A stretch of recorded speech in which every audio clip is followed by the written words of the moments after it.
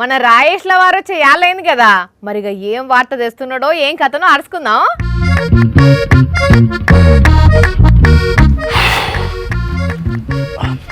అయ్యో పెట్రోల్ అయిపోయినట్టున్నది కదా, బండి దోసుకుంటూ పోతున్నాడు. హలో, ఏమైంది కళాధారి? ఎక్కడున్నావు? తొందరగా రా. వచ్చేటప్పుడు క్యాన్లు తీసుకొని రా, ఎంత పెద్ద అయితే అంత మంచిది. దా తొందరరా. క్యాన్లేంది? ఓరి వారి చెప్పు, ఏమైంది? బండ్లే పెట్రోల్ అయిపోయిందా? పెట్రోల్ ఉన్నది కానీ నేనే తోసుకుంటా పోతున్నా. పెట్రోల్ ఉండంగా తోసుకుంటూ పోవడం ఎందుకు? మరి లేకుంటే బండి స్టార్ట్ చేసుకొని పోతే పెట్రోల్ అయిపోదా? ఓరి నీ పీనాసి ముఖంలో పీతగుడ్లు పెట్టా, పెట్రోల్ అయిపోతుందని బండి దొబ్బుకుంటూ పోతారా ఎవరన్నా? ఒక్క నిమిషం ఆగు. హలో, ఏమైంది కళాధారి? ఇంకెక్కడున్నావు? వస్తున్నావా లేదా ఇంతకు? అరే తొందరరా, లేట్ అయితే లైన్ పెరుగుతుందా? లైన్ పెరుగుతుందా? ఏడా? బంకుకి ఎందుకు? పెట్రోల్ కొట్టించేది అందుకు. బండ్లే పెట్రోల్ ఉన్నదన్నావు కదా. కొట్టించేది బండ్ల కాదు, క్యాన్ల కదా. ఏహే, ఏంది అసలు నువ్వు? బండ్లే పెట్రోల్ ఉన్నా తోసుకుంటా పోతున్నా అంటావు, మళ్ళా క్యాన్లే పెట్రోల్ కొట్టిస్తా అంటావు. ఏం చెప్తున్నావో నీకన్నా అర్థమవుతుందా? నీకే అర్థమైతలేదు. ఇంకొన్ని రోజుల్లో పెట్రోల్ రేటు లీటర్కు 500 కాబోతున్నదట. అందుకే క్యాన్లు తెప్పించి క్యాన్లలో కొనుక్కొద్దామని పోతున్నా. పెట్రోల్ లీటర్కు 500 కాబోతున్నదా? మరి అందుకే ఉన్న పెట్రోల్ ఒడవద్దని ఇట్లా నూక్కబోతున్నా. అసలు నీకెవరు చెప్పిండ్రు పెట్రోల్ రేట్ పెరుగుతుందని?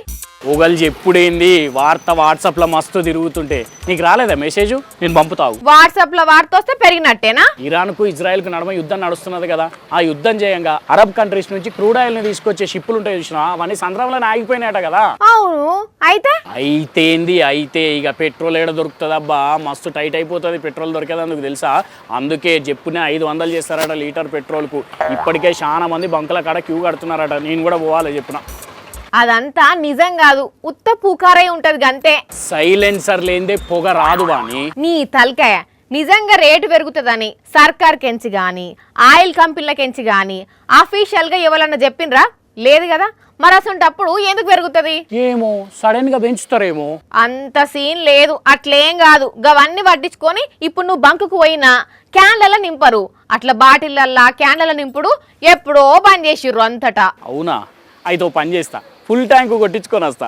అప్పుడు రేటు పెరిగినా కూడా ఏం కాదు, మంచిగా ఇంట్లోనే ఉంటది కదా పెట్రోల్. అందున్నా నువ్వు బండి స్టార్ట్ చేయవు కదా, ఇంకేందిగా ఓడవని కూడా ఓడవది.